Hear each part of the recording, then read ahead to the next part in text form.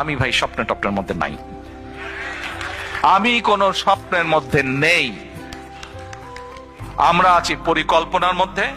আমরা পরিকল্পনা করব, আমরা পরিকল্পনা বাস্তবায়ন করব।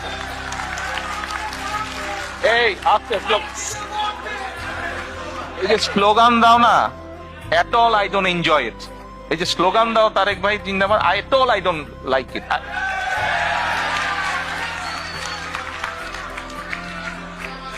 আচ্ছা, এখন আমরা কোন স্বপ্নের মধ্যে থাকতে চাই না। স্বপ্ন দেখতে দেখতে দেশ থেকে প্রতি বছর $16 বিলিয়ন পাচার হয়ে গিয়েছে।